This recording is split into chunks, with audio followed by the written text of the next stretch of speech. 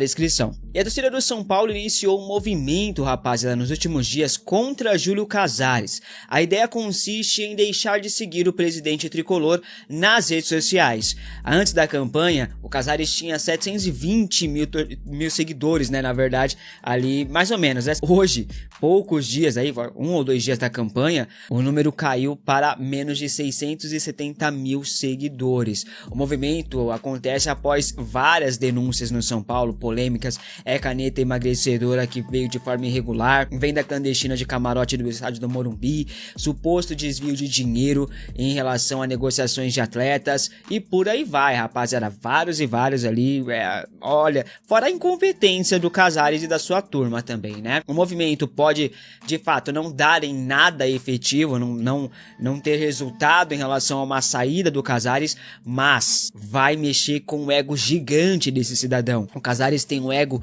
que é maior do que o estádio do Morumbi, e deixar de seguir esse cara, ele ver os números caindo tanto como vem caindo nas últimas horas, vai mexer com o ego desse cara. Você é a favor dessa campanha aí? Comente aqui abaixo a sua opinião. A verdade é que essa hora já era nem pro Casares estar na mesa da presidência do São Paulo, já era pra ter ou sido destituído do comando ou pedido a renúncia, né? Mas no São Paulo, os amiguinhos ali se protegem. Agora, da Justiça, do Ministério Público, da Polícia Civil, não vai ter como escapar não, hein? Não tô nem falando do Casares. A turma, fica esperta aí que vai rodar. O Eric, atacante do São Paulo, vem movimentando o mercado da bola, viu, nação? O Vitória, por exemplo, quer a permanência do jogador em definitivo, fez até uma proposta de 6 milhões de reais pela compra do jogador, mas a proposta foi recusada. O São Paulo alega que o clube baiano tem uma dívida aí na casa dos 9 milhões de reais de negociações anteriores e por isso não vai aceitar a proposta atual pelo Eric, enquanto não quitar essa dívida, né? Eis que o Coritiba entra na disputa e deve levar o Eric lá pro Paraná. A proposta do Coxa é de 6 milhões e meio de reais, tá? 500 mil reais a mais do que o Vitória apenas, mas o Coritiba não tem dívida gigante com o São Paulo, né?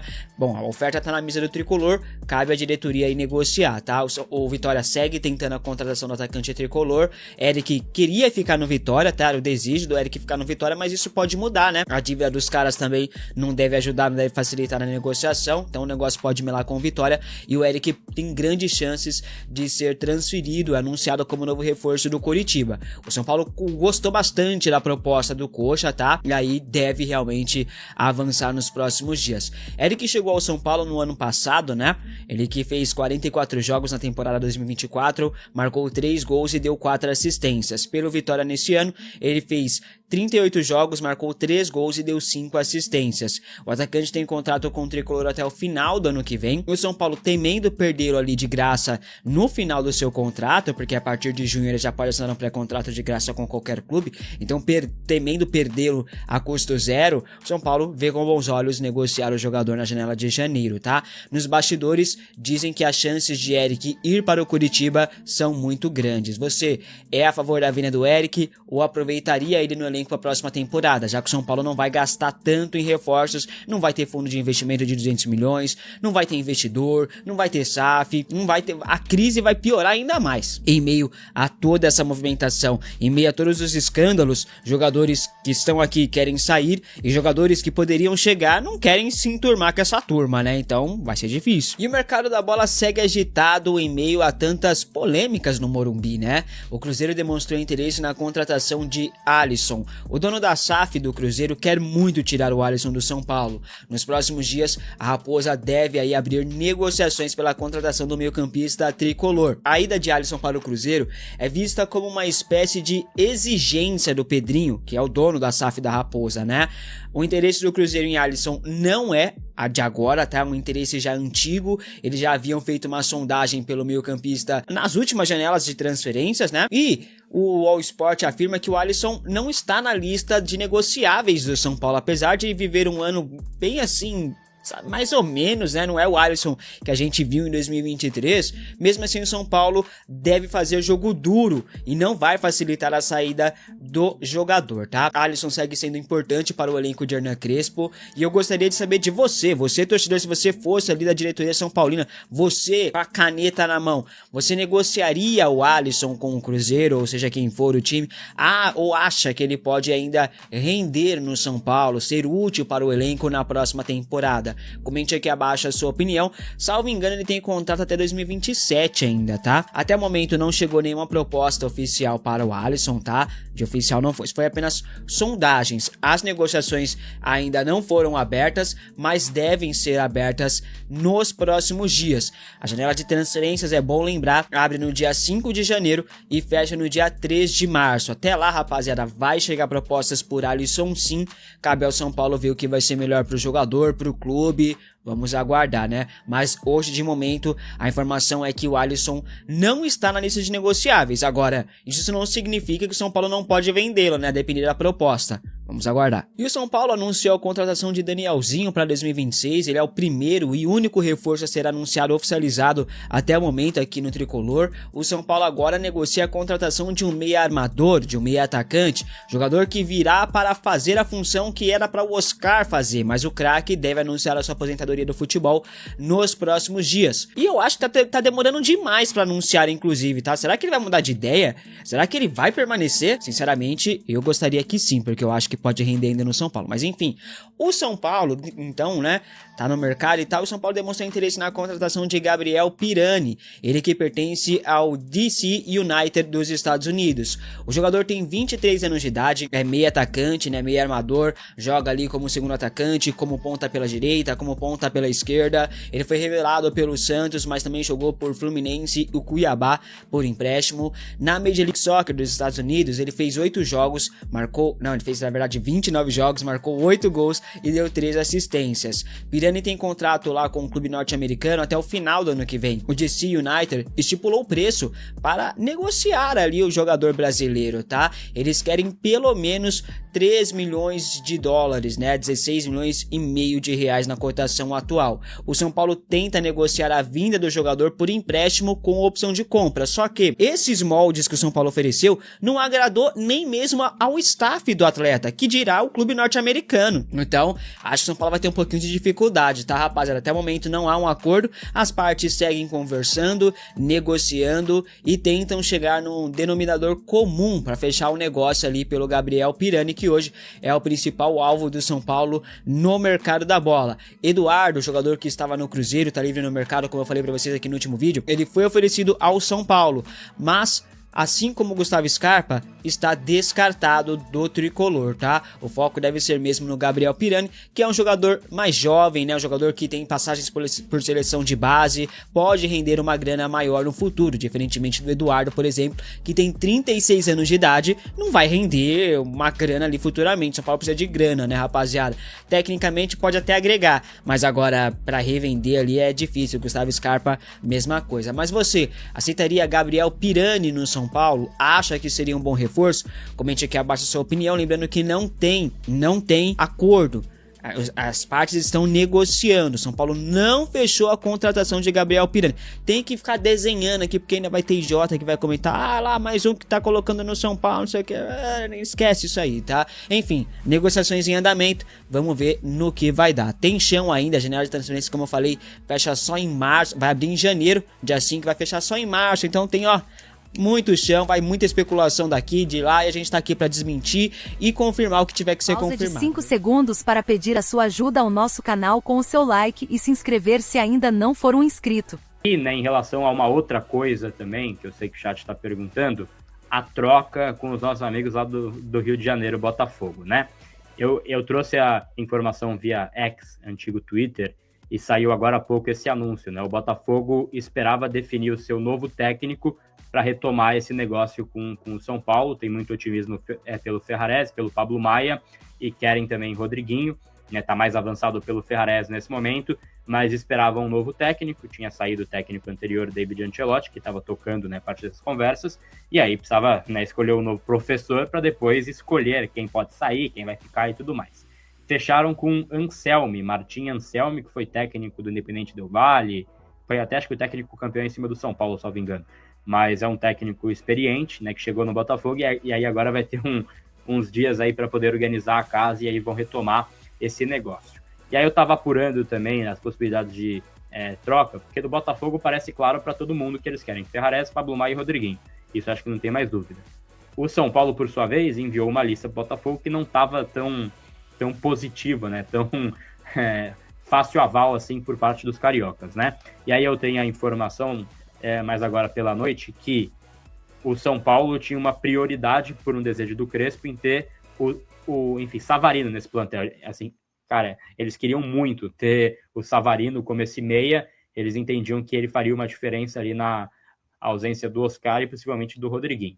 Ele não quer vir para o São Paulo nesse momento, né? Então tem uma recusa por parte do Savarino, e aí após essa recusa, tem uma priorização do São Paulo para ter o Marlon Freitas, meia Marlon Freitas, né? Que já foi especulado aqui antes até de ir para o Botafogo, né? Ele estava no Atlético Goianiense, ele que tem 30 anos, volante, né? Joga ali como meia, pode fazer primeiro volante, segundo volante, é o nome prioritário do São Paulo após o Savarino dizer não. Falta ainda uma definição, porque como a gente trouxe há pouco, tem assim, técnico novo a meia hora, a 1 hora praticamente. Então vai ter um tempo ali, eles vão conversar e tudo mais. Mas esse é o alvo 1 do São Paulo nesse momento em relação ao time do Botafogo, e tá fria nesse momento a chance de vir Tuco Correia. Eu acho bom. Acho que é um jogador que ajudaria. Acho que, assim, por perfil, né, e por encaixe nesse São Paulo, faz mais lógica ter o Savarino, porque ele é meia, criativo, ele faria mais diferença. Mas o Marlon Freitas, eu acho grande jogador. Agora, acho difícil liberarem, viu, Fê? Porque o Marlon Freitas lá, ele é ídolo, é um jogador importante, campeão da Libertadores, capitão, tudo mais. Então eu acho que é um jogador aí que vai ser difícil o São Paulo conseguir convencer o próprio Botafogo a liberar. Mas é um jogador muito bom, Fê.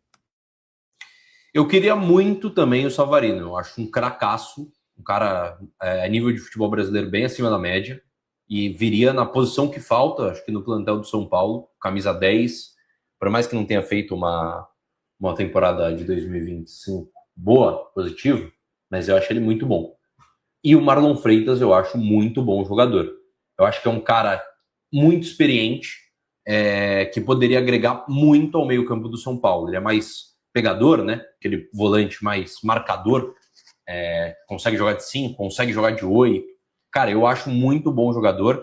Chegaria como uma experiência importante para o São Paulo, eu acho, em 2026. Um cara com bagagem, por mais que não tenha passado por muitos grandes clubes, mas que venceu, né? Foi no Botafogo e venceu. Ganhou a Libertadores, ganhou o Campeonato Brasileiro.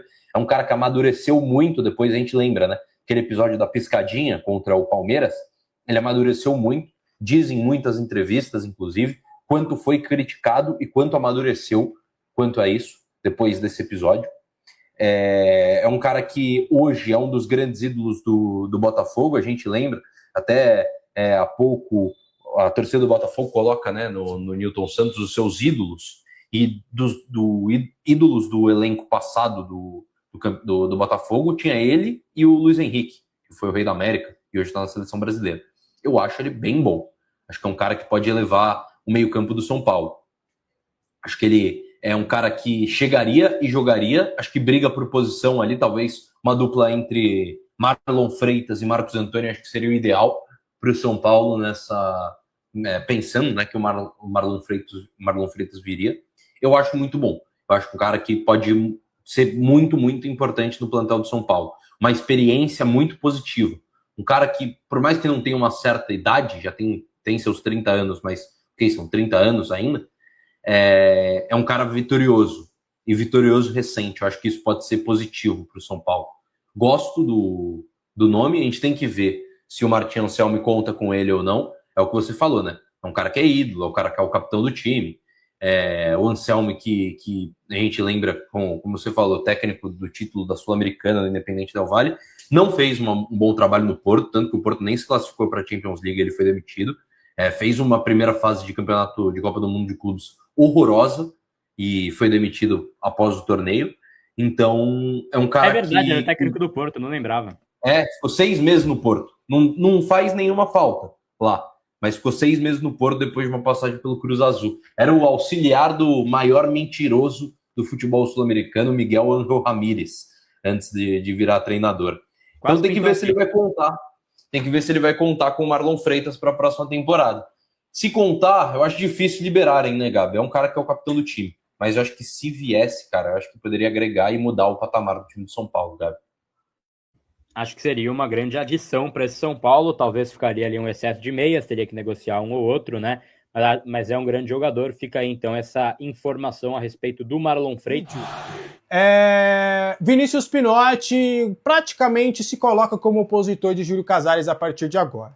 Aliados do presidente Júlio Casares estão protocolando o mesmo documento, aliás, um documento diferente, mas com a mesma ideia do que foi levado pela oposição com as 57 assinaturas na última terça-feira. Agora, aliados da situação, aliados do Casares, estão também protocolando esse documento para levar ao Conselho Deliberativo ao Outen Aires. Só que o que eu, Alexander, tive de apuração, que é a intenção deste movimento liderado por Vinícius Pinotti. A ideia não seria levar o Casares ao impeachment. A ideia é de que, na minha apuração, tá, conversando com vários conselheiros da situação, é de que hoje, vamos colocar a coalizão lá, vamos colocar um grupo da coalizão. Hoje há um racha dentro da coalizão de pessoas e racha, quando eu digo, é um racha de ideias, não é uma briga, não é algo totalmente, sabe, grave, assim, no sentido de uma ruptura completa. É algo como se fosse Belmonte e Casares, que eles até se falam e tudo, mas, sabe, tem uma guerra fria ali por baixo. Essa guerra fria consiste muito na questão do Casares, porque tem vários aliados e aliados poderosos do Casares que estão falando para ele não renunciar e que acreditam que esse processo de impeachment não passará. E tem outros que acreditam que o melhor neste momento é um pedido de renúncia, até para não chegar no risco dele ser empichado. E aí, nesse racha de ideias, é que cresce um movimento de separação na atual situação do São Paulo.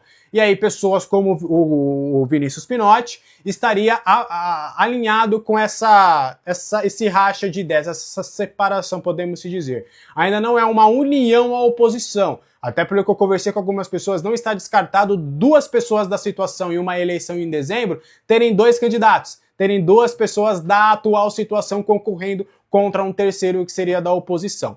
Então a ideia desse documento não seria de empichar o Casares, seria de dar um recado nos bastidores de que, você pode ser empichado. Não é só a oposição. Temos pessoas da própria situação que estão insatisfeitas e querem a sua renúncia. E aí algo documental, meio que uma prova, para não ficar só numa falácia de bastidores, uma prova de que, pode dar ruim para tu. E aí esse documento pressionaria o Casares a fazer uma renúncia. Aí fala, poxa, eu já tenho 57 lá da oposição que se juntou ali com alguns situacionistas. E aí agora tem mais 50 assinaturas de pessoas da situação. Já são mais de 100 pessoas. O conselho tem 250. Um pouquinho mais de 250. Cara, vou pagar para ver?